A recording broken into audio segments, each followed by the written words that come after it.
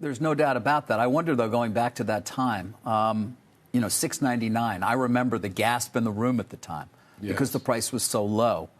Some would say streaming's not a business that's structured to make money with that low a price, given churn. Do you think that you priced it too low to begin with, and that has been part of the problem, even though you grew subscribers so substantially that ultimately you didn't really give it a chance to become profitable in any near-term time horizon? I was very focused at the time on achieving three things, and basically by pricing it that low. One was I was convinced that the investment community, the street, would measure us first on how many subs we achieved. I think I was right about that, by the way. I also felt, because Disney is what it is, that accessibility was, I think, an important brand attribute. I wanted, the first time we're putting almost everything that Disney's ever made in one place. Let's make it as accessible as possible to as many people as possible. And then I thought about the competitive landscape. I knew that Paramount was cooking something up. We knew that your company, NBC Universal, and Comcast was cooking something up. Netflix has been in the marketplace.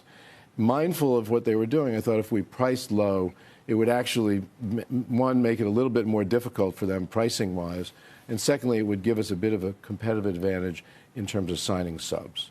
I also was well aware that we were launching with very little original content. The Mandalorian and High School Musical were two of them. I think we had 5 original pieces of content, and it would take time. As it turns out, it took more time because of the pandemic to fill that pipeline with enough original content to justify more pricing. As I said yesterday on the earnings call, the price was taken up by $3 from $7.99 to $10.99 just recently, and we had a de minimis churn in subs, which says that now that we've fueled that pipeline with more original content, and the consumer is also, I believe, getting more used to using streaming as a primary source of material, that there is pricing leverage, that we have pricing leverage, particularly as we continue to invest in our core brands and franchises. But you have moved away. I mean, when it started, as you said, you were very focused on obtaining subs as quickly as possible. You did that. You seem to be moving away from that now. Not seem to, you are. I mean, you're not talking about sub growth in the same way that you were certainly 2 years ago or 3 years ago. You're talking now about profitability and about cutting costs to get to that profitability. Well, I think one of the things that happened was we got a little bit maybe intoxicated by our own sub growth. We said 60 to 90 million subs in 5 years. And so did investors, Bob. We blew through that. That took the stock up enormously when you kept exceeding those, until suddenly everybody starts saying, is this business ever really going to generate cash? Well, but before that, we blew through that in a year, and suddenly everybody was on board with this meteoric sub rise. Right. And that it would continue. Others followed you into the market as well, though, at fairly low price points. And we points. leaned into that because it seemed like that was the primary metric that we'd be measured by. Now, we also said at the time we'd be profitable in 5 years, which coincidentally is the end of 2024. We reiterated that yesterday on the call. So now, as we've looked to basically becoming profitable and figured out how do we do that, it's clear to us that we do have to continue to grow subs, but it's not just about that. We have to have the right pricing. I talked yesterday about promotion. We have to have the right marketing. We have to have the right content.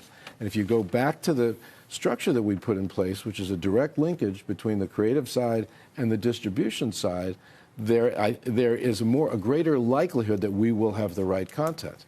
They'll make choices because they're accountable for delivering that profitability.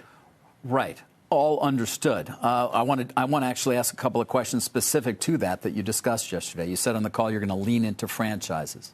You've been too aggressive in promotion. What does that mean? Well, we're sitting in front of this lovely poster. This company possesses and has made some of the all-time great franchises. The 5 highest-grossing movies of all time came from this company. 2 of them, by the way, from Jim Cameron, Avatar. And obviously Marvel has contributed to that as well. These are stories, I guess you'd call them, that are very valuable globally, that are leverageable across multiple businesses of ours, that have a long life. Avatar 1 was just on Disney Plus, did extremely well. You look at the movies that we made years ago that are still performing extremely well on new platforms because there's a, we say they're evergreen in some form, but because of the audiences that we make them for, and that audience is constantly being regenerated, literally new generations.